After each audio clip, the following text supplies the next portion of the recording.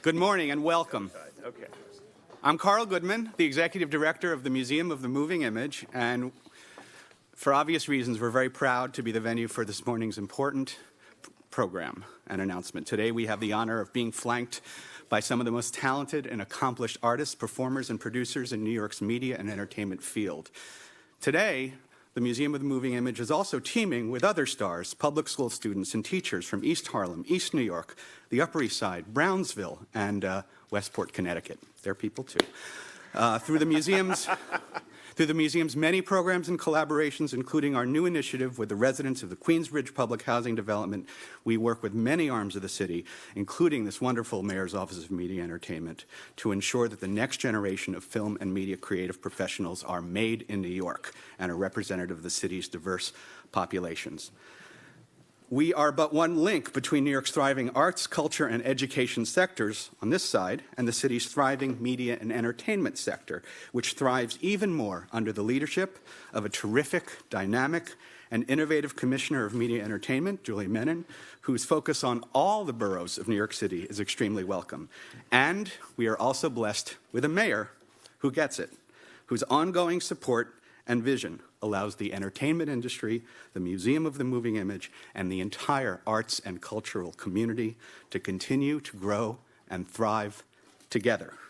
Please welcome the mayor of our great city, Bill de Blasio. Thank you so much. Thank you. Thank you so much, Carl.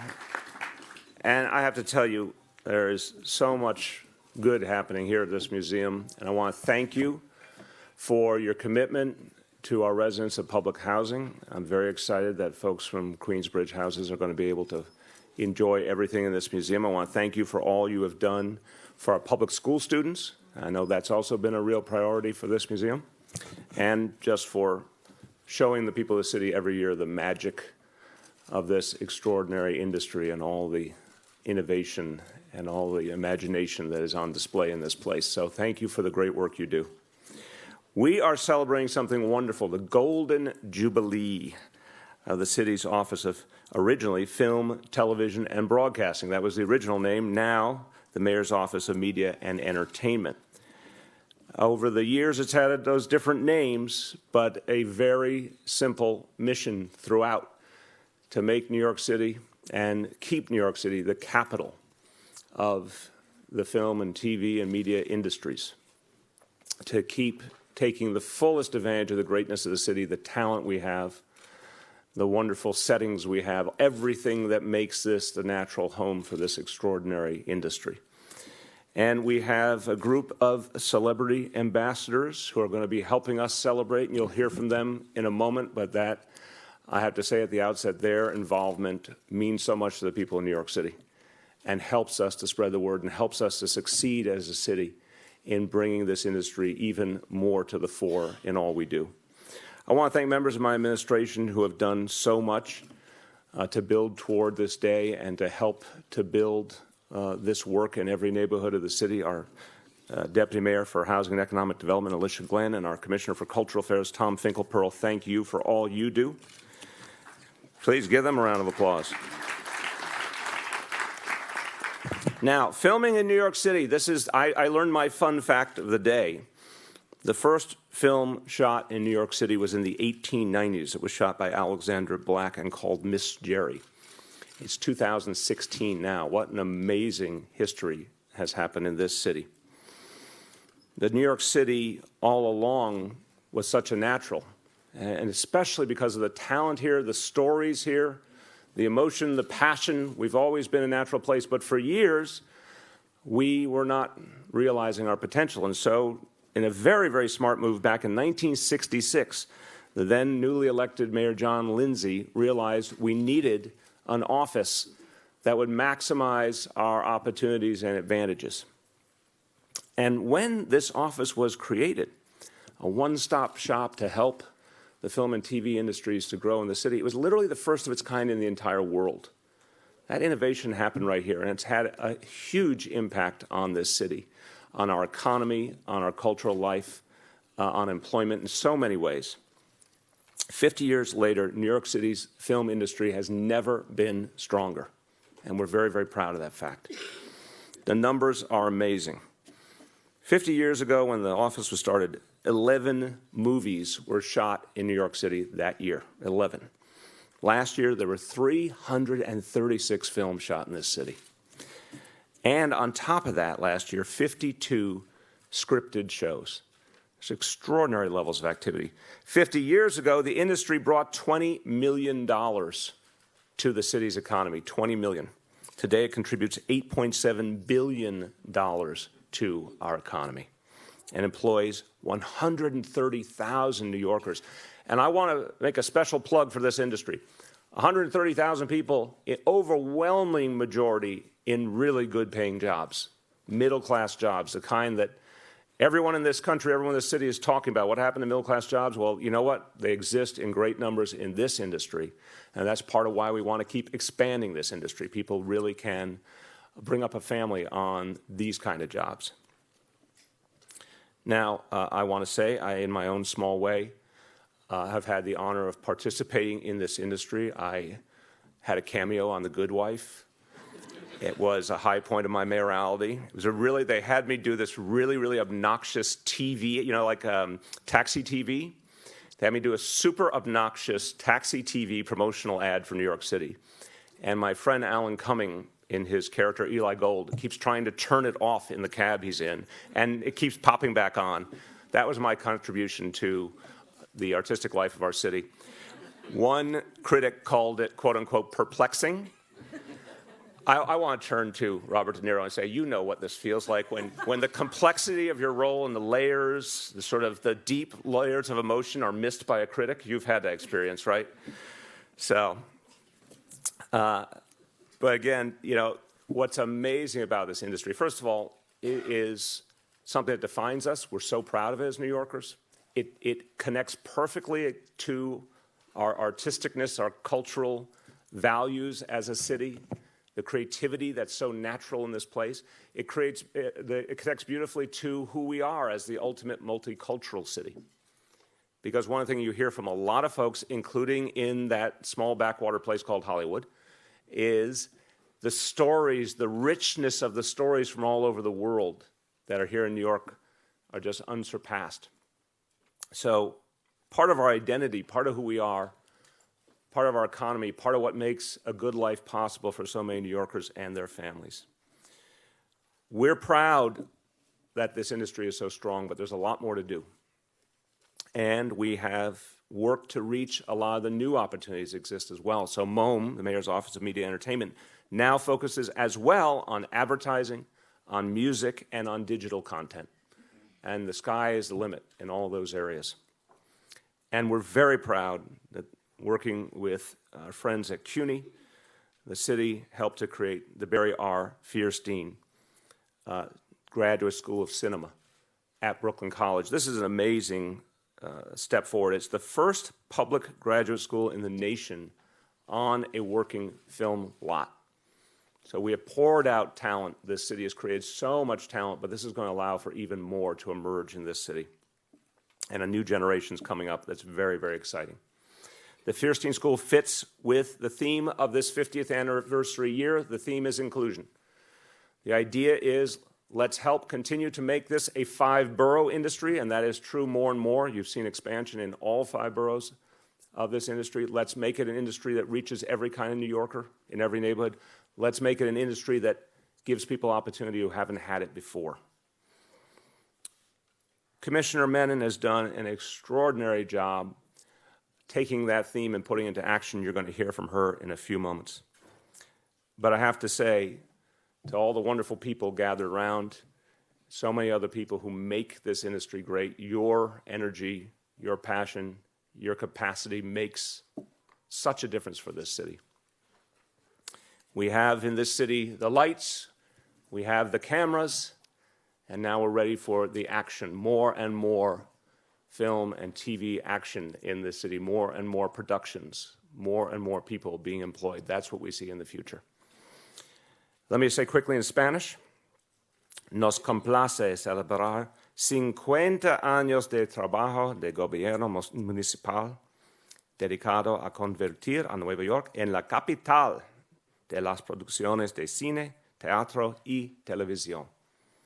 La industria de espectáculo es esencial para que nuestra ciudad siga siendo el lugar de la oportunidad. Por eso, trabajamos para asegurar que más neoyorquinos sean parte de esta extraordinaria industria. Robert, I have an Italian accent when I speak Spanish. Tutto va bene. Actually, I don't even know what it is. But Okay, thank you. I'm not sure what the accent is, but I appreciate That was beautifully supportive. it. I know, I love the effort. Okay, thank you. De nada. Tutto a posto. Tutto a posto. Now, some wonderful people you get to hear from. And our ambassadors. These folks, Lord knows each and every one of them is busy enough that they didn't need to take time to help their city.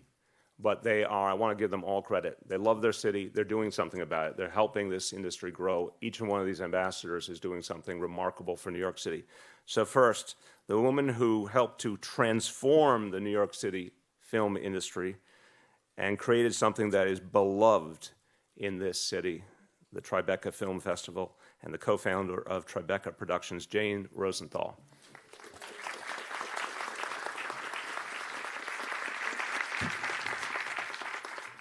Thank you, Mayor de Blasio, and thank you, Commissioner Menon, for this honor of being an ambassador for the Mayor's Office of Media and Entertainment. I fell in love with New York City through the movies when I was a little girl living in Providence, Rhode Island. I wanted to walk through Central Park and down Fifth Avenue from watching Annie Hall and Breakfast at Tiffany's. I wanted to hang out downtown because of Desperately Seeking Susan. I wanted to take a tugboat through the New York Harbor and sing Don't Rain on My Parade. To tell you the truth, I still want to take that tugboat ride. In 1988, I left my life as a Hollywood executive and moved to New York to start an unnamed company in a place called Tribeca with some quirky macho actor who didn't like to talk. But Robert De Niro did have a few Oscars to his name. But nonetheless, there were a lot of skeptics from my friends in Hollywood. You're crazy, they all said. The movie business is in LA. Moving to New York will be like falling off the face of the earth. But Bob had a vision, and the one thing about Bob is he also has common sense. He said, you can make movies in New York. You can be in the film industry in New York. And so here we are, 28 years later. Tribeca Productions has produced over 30 films, including A Bronx Tale, shot right around here, too. Analyze This and Meet the Parents. Last summer, we were filming Katie Holmes' directorial debut, All We Had.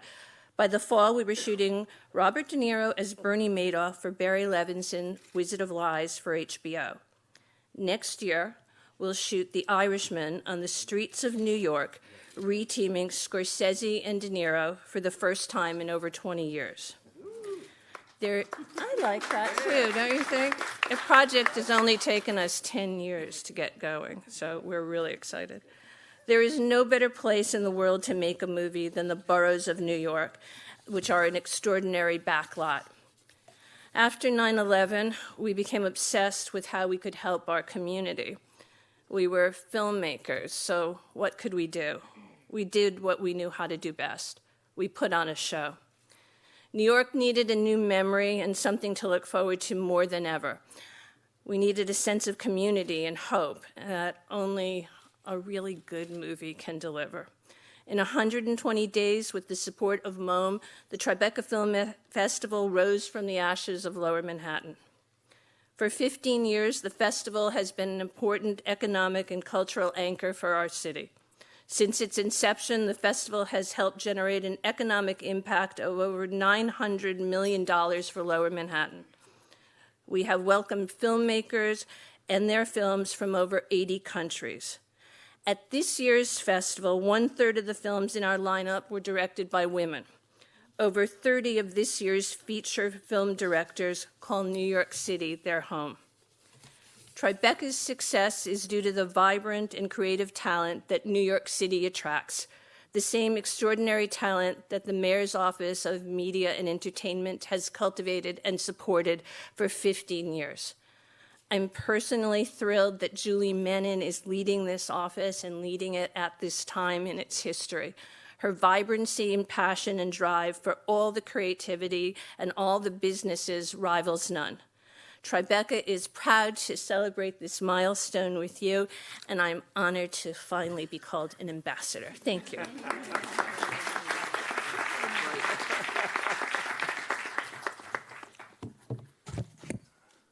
Three very simple things about Robert De Niro. This nation has produced no finer actor. Literally, he is unsurpassed.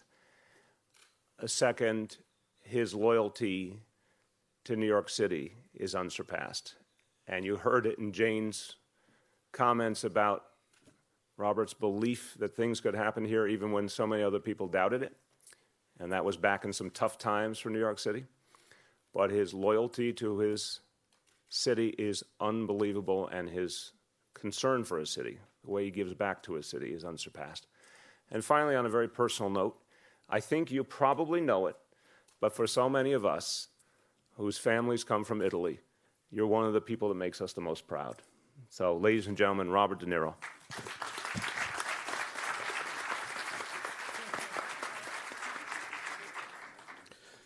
Hey, John. Thank you, everyone. I've been making movies in New York for about a lifetime. My first major film was made in New York on New York's mean streets 40-some years ago. I think it's about 45 years ago. And this year I made my most recent, The Comedian, on some of those same streets. Between them were Godfather 2, King of Comedy, and of course Taxi Driver, and many more.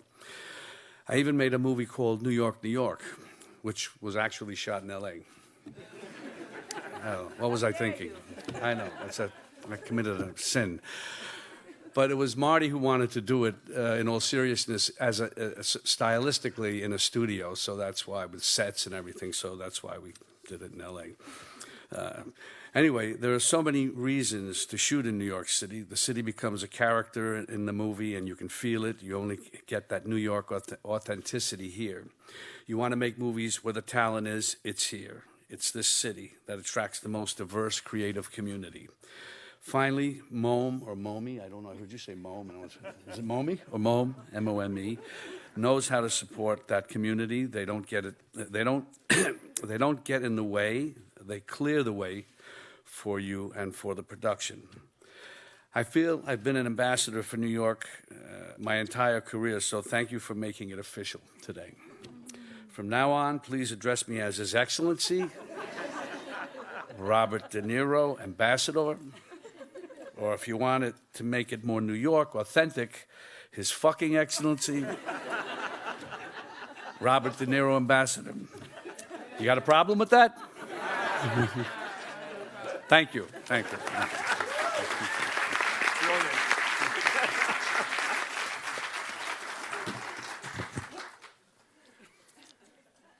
I think that takes the cake right there. Next, a daughter of Hell's Kitchen. And there's so many things you could say about her. Her talent, her achievements are extraordinary.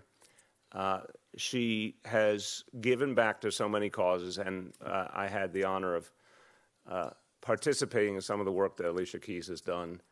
And there is a sense of being a change agent and using her gifts and using her celebrity to help heal this world that is extraordinary. And I can only say to you that, particularly in our household, the younger generation of our household looks up to you in every way and sees themselves, sees a little reflection of themselves in you. And there's a lot of people in this country who you represent the way forward, to whom your example is so powerful. Ladies and gentlemen, Alicia Keys.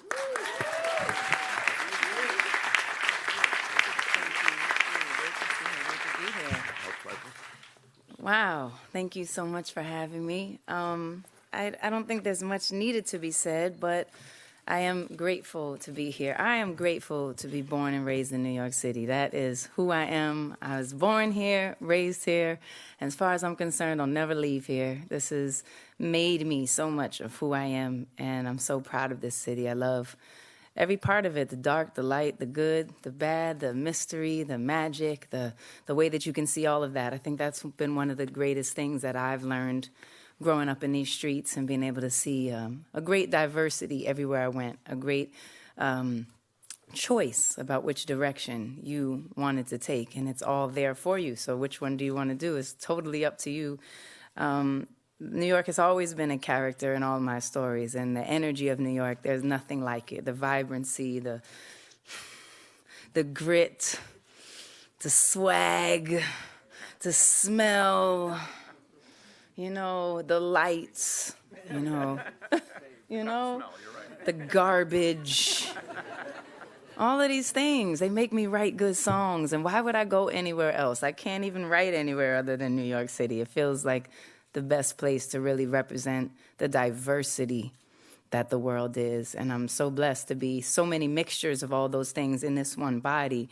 And I'm always feel so grateful to have been able to grow up seeing that diversity around me, that richness of different individuals, different economic statuses and scales, different beautiful backgrounds of different countries that live here and are represented here. I think it's one of the most incredible things, and has always, made me see the world in a very colorful way. I never saw it as a small place. It was always a very big, colorful place. So the art, I grew up in Hell's Kitchen. I was raised also in Harlem. I graduated public school. It's the whole system is who I am. I took every train there is to take to every corner of every world. And one time when I went to Far Rockaway, I was like, whoa. That's a long train ride. So that's the last time I stopped dating that guy. I was like, yeah, no. So, the excitement of being able to see such creative energy everywhere you go, from on the street corner to seeing kids bang on buckets and make the most incredible rhythms that you've ever heard, to being able to be blessed to step into a Broadway show that my mother and I stood hours online, TKS, like 50% off tickets, by the way, because that's what it was. And so that's how we got there. And she exposed me to that, and that was a blessing. And to continue that legacy where kids just like me from all over every borough would be able to be exposed to the magic of what art and theater and performance, not only the outlet that it gives you, the expression that it gives you, but also the inspiration that it gives you to show you that you can create and think of anything that you possibly can and try. So being an ambassador, it was very important to me for that commitment specifically, to really bring it especially to the outer boroughs, and for there to be just a real commitment to young people always being exposed to what creativity looks like, feels like, and allowing them to also participate in that. Allowing us to have a voice is, the reason why New York culture is so powerful, and I think why we have to continue to ignite it and keep it alive, because we are such a great driver, such a great creator of what the world sees as, as art. And so it's beautiful to have been raised here, to grow up here, and to continue to cultivate culture that creates change. Art, to me, is the most incredible way to talk about the world, to talk about our issues, to talk about what we have to change, what we have to, what we're fighting for, what we're fighting to do differently. And it's a beautiful way to bring us all together in a language that we all understand. So I really look forward to continuing to support that, and everybody deserves that opportunity to give their voice a story. And giving back to my city is, one of my favorite things. I love it here. I'll always love it here. No matter who tries to make me move to LA, I say, no! I'm telling you, I got fights, so I get in a fight. It's like, I'm not moving it. I don't know. I'll go visit, but I live in New York City.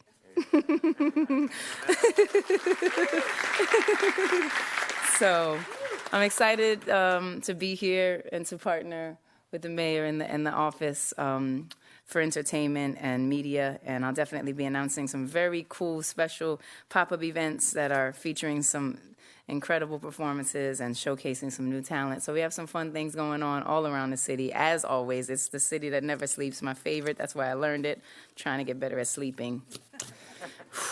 It's hard. So thank you so much for allowing me to represent the city that I love so much.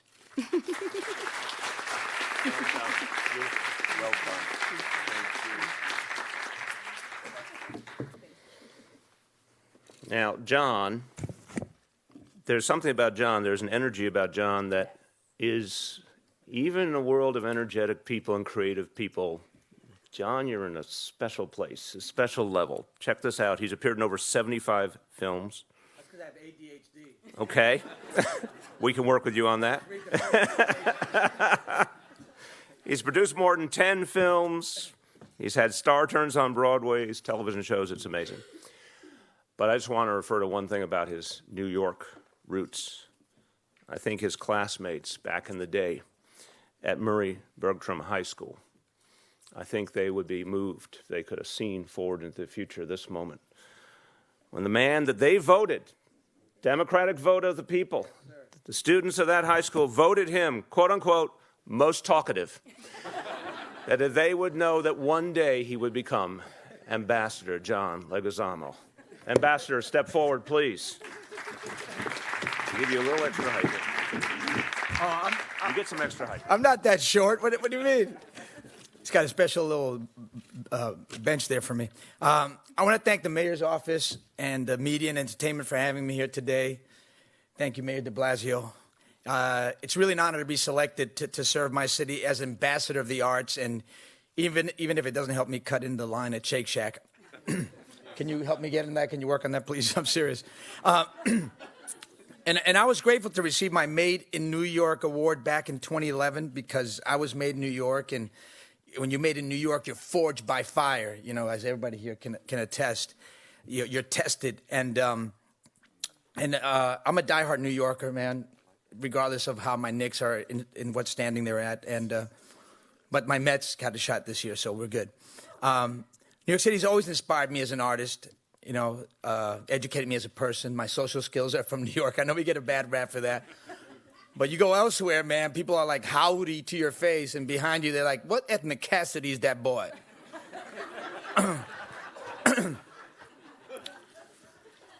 But being part of this amazing, crazy, diverse community has always helped me create and recreate myself many times throughout my career. And I'm originally from Queens, not my parents, the neighborhood. I'll wait for you. I know it's early. And growing up in an immigrant family in Queens shaped the way that I think about the whole world, the way I express myself. You got a problem with me? What's the matter with you, man? You know me? My social skills are, I'm working on them. And I can't think of a better place to be an artist than New York City. And what I love about New York City's entertainment industry is that if you have talent and perseverance, no one can stop you here. You can go anywhere. Like Frankie said in that song, if you can make it here, you can make it anywhere. It's up to you, right? That's my best Frankie I can do. And as a kid growing up in Queens, I never would have imagined that I'd be up here today. And my wife grew up in the Upper East Side, so she never lets me forget that I'm from Queens. She still lovingly calls me her bridge and tunnel boy toy, and that works for us. But that's the magic of New York. If you put in the hard work, the city's got your back. So it's an honor to be up here celebrating the office's 50th anniversary. Thank you once again, Mayor de Blasio, for this opportunity to represent New York City as an ambassador. And I'm going to move into Gracie Mansion. I got my luggage in the limo. I'll be right there.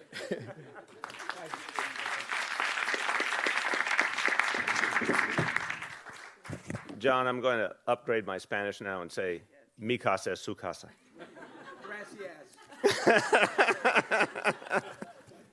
No, that was my predecessor.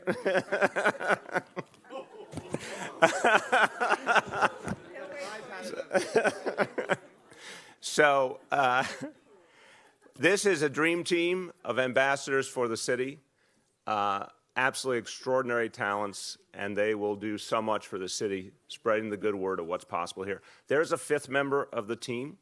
This would be the most interesting basketball team ever to get on a court. The four of you and the fifth member, Lady Gaga, that would be a basketball team. So the Lady Gaga could not join us today, but as everyone knows, also a very, very proud New Yorker and someone who's going to put a lot of her heart and soul into promoting all we do in this city. So we're thrilled she'll be a part of it as well. And now, finally, I'd like you to hear from our commissioner. And boy, there's no one more passionate about film and TV and media and all that can be done in this city. And one of the things that Julie points out, and I think it's very, very important, we are only at a beginning here of tapping our potential. Those incredible numbers that I talked to you about earlier about how many films are shot here, how many TV shows. Remember, studio space is expanding all the time, again, to all 5 boroughs. The talent keeps growing. We have the new graduate school. There's so much opportunity here. And we can speak to any audience in the globe. You know, God bless Bollywood and all the other wonderful places around the world where great art is being made. But we can speak to any audience in the world from here. So one of the things that Julie is doing that I'm particularly excited about is just continuing this growth and seeing how much farther we can take it. And her energy and passion are clear in all she does. Commissioner Julie Menon.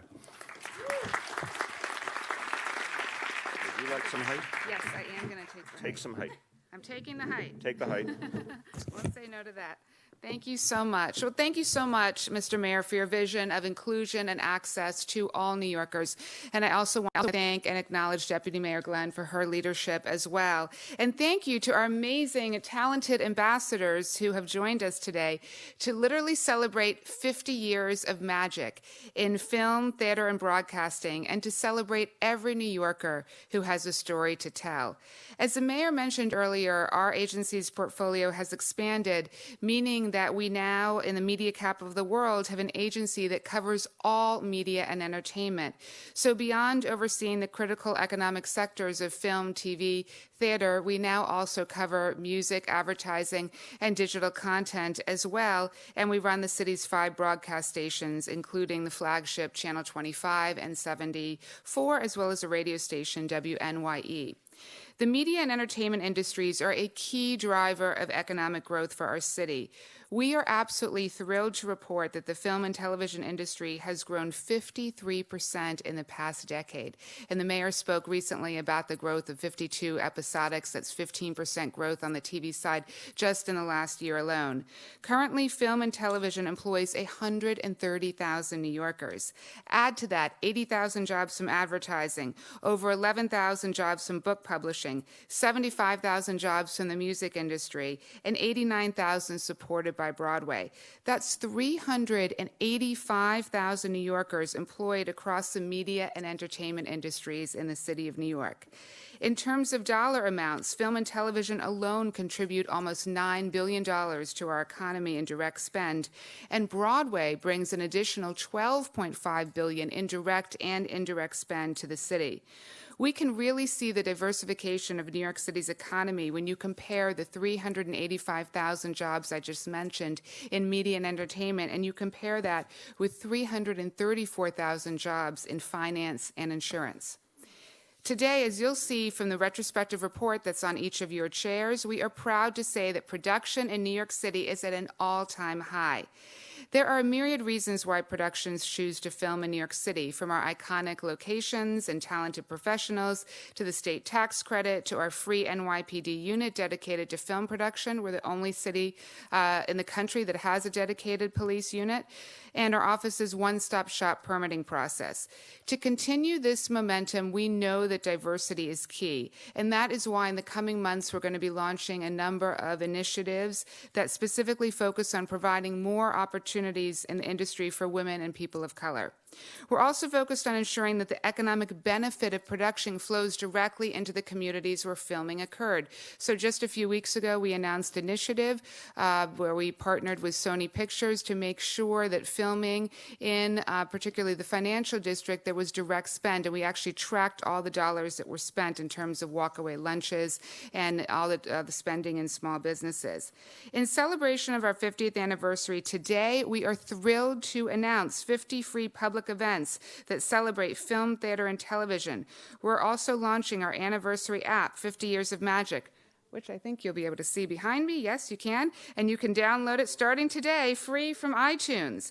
The app lists our 50th anniversary events and has an interactive map detailing some of the most iconic New York City filming locations. We have some really terrific events lined up for the 50th, from decade screenings of seminal films to New York comedians providing master classes at the public high schools they attended, to live Broadway performances for the first time in the outer boroughs, to an event aimed at increasing diversity in the film industry with the Ghetto Film School and renowned director Lee Daniels. In addition, today, finally, we're announcing 2 other programs that will enable New Yorkers from underserved communities greater access to live theater and feature films. So today, we're announcing our new Access Broadway program. We'll be distributing over 1,000 free tickets to Broadway shows for NYCHA residents, providing what will be for many the first opportunity to attend a Broadway show. Similarly, on the movie side, we're launching a movie matinee program where we'll be providing, again, over 1,000 free tickets to special screenings we're doing in movie theaters throughout the city for NYCHA residents. And we think that's, again, so important because at nearly $20 a ticket, it can be cost prohibitive for some families to take their families to the movies. So on that note, I want to thank Teamsters Local 817 and IATSE for their generous support of those 2 programs. In conclusion, while we celebrate the 50 years that came before us, we're certainly looking forward to the 50 years that lie ahead. Today, with our ambassadors, we aim to help and inspire New Yorkers to connect to the creative industries as we inspire the next generation of storytellers. Thank you.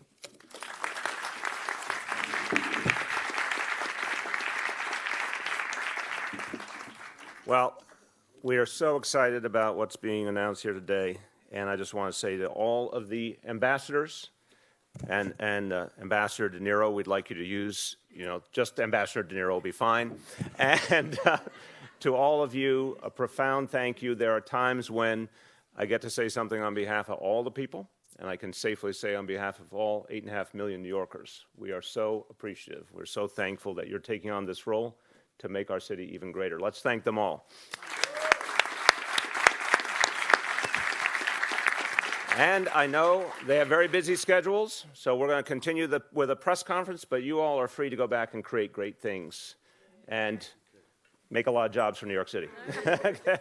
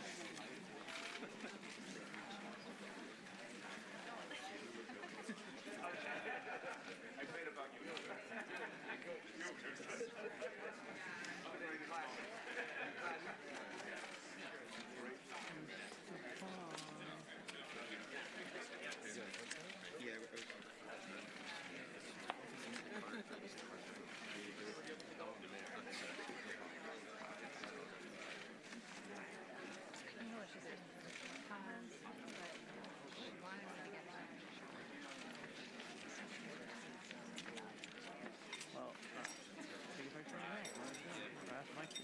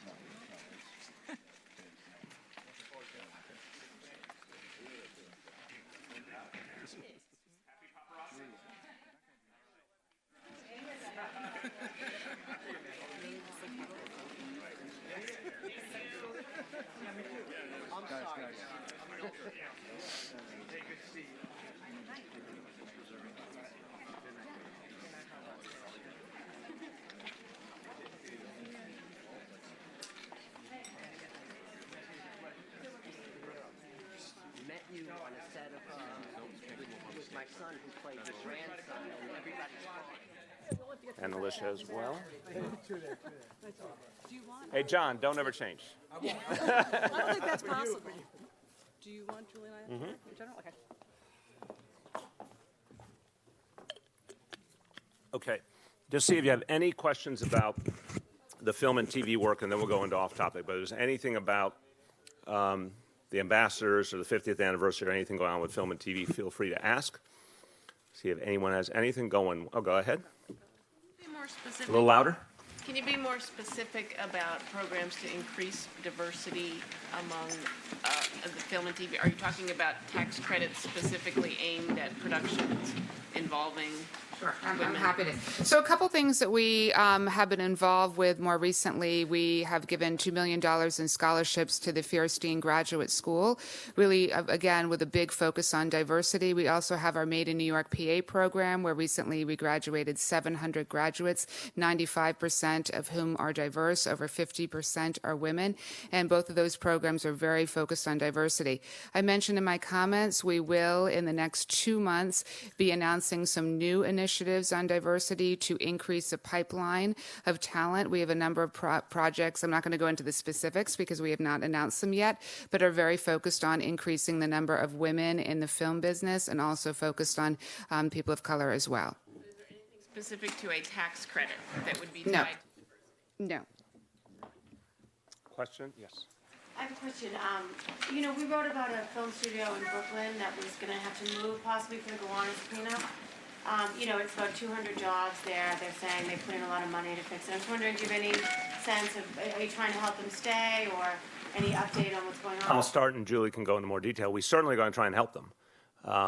You know, that's a complicated situation because of the federal government's involved in that Gowanus Canal cleanup. But yeah, it's a company that employs a lot of people. We want to do everything we can to keep building this field, so we'll certainly try and find a way to help them in that detail. Yes, absolutely. We've been working very closely with Eastern Effects and with all of our sister agencies, DEP in particular, to look at alternatives. We very much want to find them an alternative, and we're very focused on that, and I think we'll have a positive resolution soon. And it's a few years away, is that right? Yeah. They have time? Oh, so it's up in the air. Okay. Yes. Could you repeat the figure of the number of employed media and entertainment versus the number of people in finance? Sure. That's a I'm good happy to. So 385,000 jobs are in the media and entertainment sectors. That includes film, TV, theater, advertising, as well as digital content and publishing in addition. And that compares to 334,000 that are in finance and insurance right now in New York City. Okay. Anything else on film and TV? Going once, going twice. Okay, let's do other topics. Yes. Mr. Mayor, what's your reaction to the arrest of Norman Seabrook this morning? And I know that you guys have had a very contentious relationship for the past year over Rikers reform. When was the last time you talked to him? How has that relationship been over the past few years? So first on the arrest, look, these are allegations, but I'll say this. If proven true, it's disgusting, and it's very, very sad. It means he stole money from his own workers. That's what it comes down to. If he defrauded his own pension fund, it means he took money that was meant for his workers' retirements and put it in his own pocket. And obviously, his members had entrusted him to take care of the pension fund. So, you know, there will be a court process, but it's very troubling. You're right. It has been a very fraught relationship over the years. Sometimes we've been able to work together. Sometimes there was real disagreement. I haven't spoken to him in several months. We have a lot we've been trying to change on Rikers Island. Sometimes he was willing to work with us. Sometimes he wasn't. But the reform on Rikers Island will continue aggressively. I want to make that very clear. We are adamant about changing the culture of Rikers Island. We are adamant about changing how we train that workforce, screen that workforce, how we enforce against any infractions. And you've seen a number of folks who did the wrong thing, corrections officers who did the wrong thing, have suffered real consequences for it. So that work will continue. At the same time, I just want to say it's a tough day today. If you're one of the many, many corrections officers who gets up in the morning, goes to work, and tries to help people turn their lives around and tries to protect people and do the right thing. It's a tough morning to see the head of your union arrested. So I just want to offer my thoughts to the people who work at Rikers and work in our Department of Correction, and just say, I believe we're going to continue to effectively change the work we do, improve it, reform it, and we're going to get past this moment and move forward. Yes. In light of the CCRB report that said more police officers were found to have committed chokeholds in 2015, what evidence do you have that your strategy of using retraining and the NYPD guidelines to deter this is working, rather than using something like a law to criminally ban it? I believe the retraining is having a huge impact. I think the advent of body cameras is going to have a big impact as well. And we have very, very clear penalties for any officer who engages inappropriately in a chokehold. And that's been true for many years, and we're going to enforce that. Now, that being said, I have consistently opposed a legal change, because I think there are situations where that would be absolutely unfair to an officer, for example, fighting for their life in a one-on-one fight. I don't want them, if they're doing things right and appropriately, I don't want them to then, in a sense, have to deal with an additional burden. But we are adamant that inappropriate chokeholds have no place in NYPD, and we're going to train our officers not to use them, and anyone who does use them inappropriately will suffer real consequences. Yes. Mayor, just back to Norman Seabrook. So what will happen to, is the city going to take any action, in regards to his... He'll be suspended. He is also still a member of that workforce. He will be suspended. And, are you concerned with the involvement of the same characters at the center of this scandal with the police department? Are you concerned about how wide this goes, or how many city officials may be involved in, what the U.S. Attorney's Office is presenting as a big... No, and I'll tell you why. Although investigations continue, I believe that the vast majority of the problems have been identified, and obviously in the context of the police department, they're being acted on very aggressively. What he did involved his own union and his own pension fund, which is separate from the city government, obviously. Again, if proven, it's incredibly troubling that someone would steal from his own workers. But no, I think it's a separate matter. I think the issue in the police department is real, but I believe the vast majority of the problems have now been identified. Yes.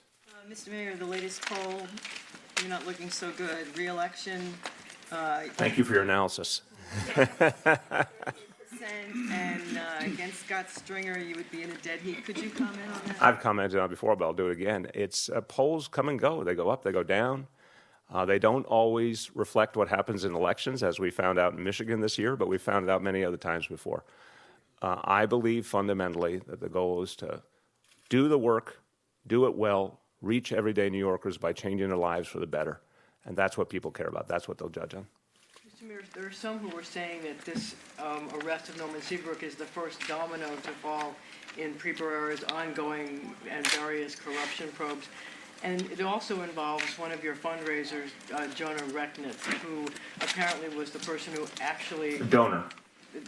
Right. I'm sorry, who actually paid the bribe to Norman Seabrook, believe it or not, in a Ferragamo bag. But in any event...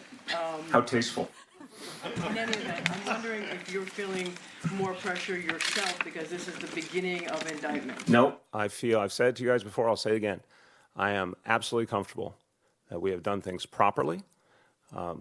What Norman Seabrook did with his pension fund has nothing to do with how we run our government day to day. I am convinced we've done everything appropriately. I'm very troubled by what's happened in the police department. I know Commissioner Bratton is as well, and I think not only will a lot of people pay consequences for that, but you'll see a lot of change that will inhibit that from happening in the future. But no, I don't think it's right to connect those dots in that fashion. When the truth comes out on all these pieces, I feel very, very comfortable that we'll be in a good place. Do you regret taking money from Jonah Recknitz? Look, I wish I never met the guy. as everyone knows, I've said it before, I never knew him before the fall of 2013, after I won the Democratic primary, where suddenly everyone wanted to be my friend.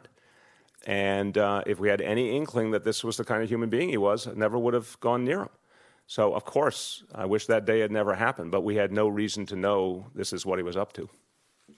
Mr. Mayor, what do you think of this organization called NYC Deserves Better? They're out actively seeking somebody to run against you. And what do you think of where is the origin of all of this? Where's the money coming from to run this organization? You have any idea? Well, you know, as a great movie once told us, follow the money, and I urge you all to do so. I mean, look, I don't know who's motivating it.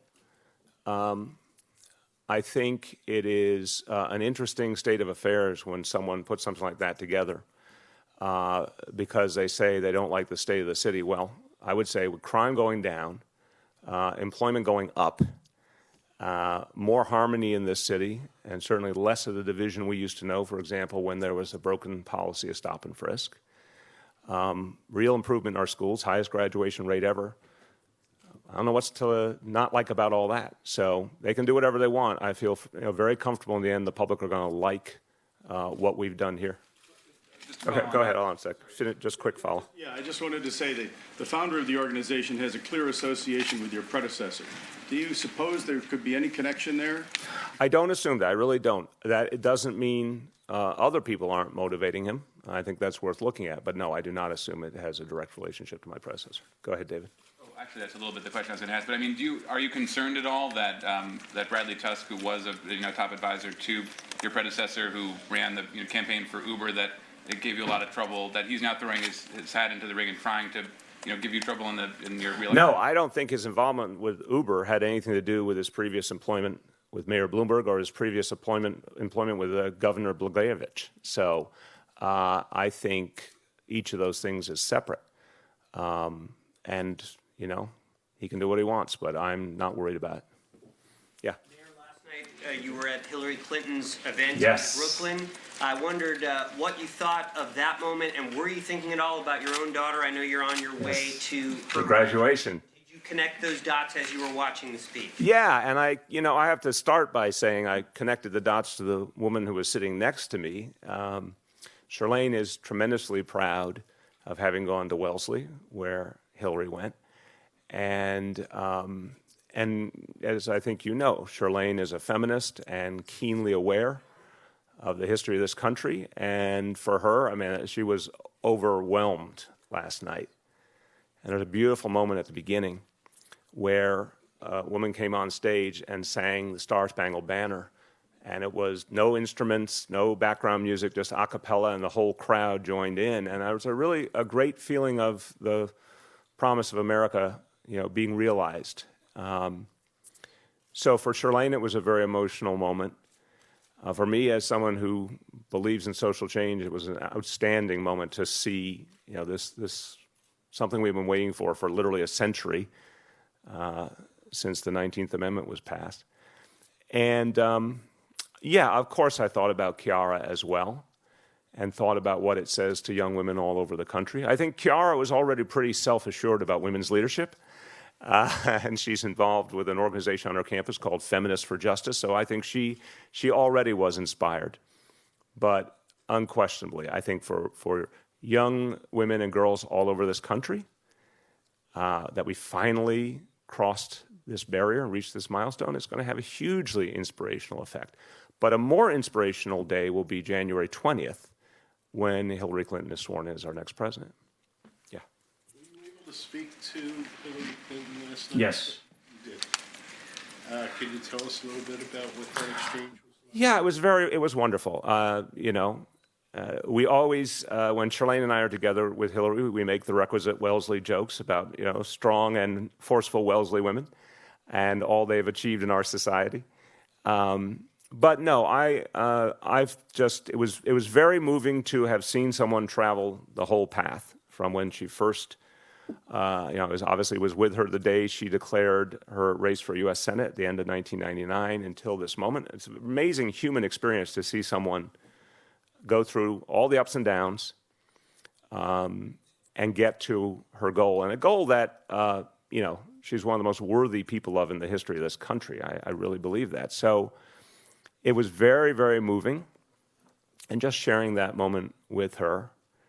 And obviously, she referenced it in the speech, and I said to her, I think a lot of people were feeling that she referenced her mom, who was her number one influence. And, I said, your mom's here in the room too, and is watching. And, I think I think the only sorrow in this is that her mom didn't live long enough to see it. Yeah. Mr. Mayor, Senator Sanders has, talked about taking this all the way to the convention. What do you think needs to be done to bring those supporters into the fold? What's the message to them? With the qualification that I always respect every candidate's right to make their own choice. So I'm never going to tell a candidate what to do. He has to make the choice that's right for him. But here's the advice I give to Bernie Sanders. He's run a fantastic race, arguably one of the most impressive presidential races in modern memory. He's had a huge impact on the debate in this country. This country will not be the same. It will be better because Bernie Sanders ran. But now is time for unity. He has said it. I mean, this is the thing I want to be very clear, and I think this is what will prevail. He said many times, even with his disagreements with Hillary, she would be a tremendously better president than Donald Trump. I have no doubt in the final analysis he will support her with energy. But the other thing I'd say to him is, you've started something outstanding. Keep building that movement, because it could be a force for great good in this country, and keep energizing the many people. And people say, especially young people, that's true, but I've met plenty of Bernie Sanders supporters who are senior citizens and everything in between.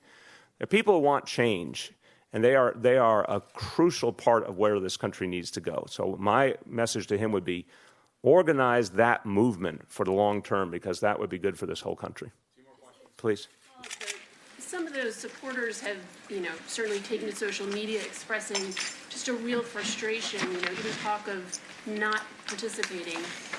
What needs to be done to sort of direct, the message to those people, not just to Senator Sanders? I think there are real opportunities to address their concerns. The platform is one of them. The rules of the party, another. Those are two areas where real work can be done. Hillary's platform is outstanding. It's progressive. I've said it many times. When elected, it will be the most progressive candidate of anyone going into the White House in arguably 50 years. A most progressive platform for change, unquestionably. The party platform needs to reflect that. And there may be some other areas to add. The rules issue is a very fair one.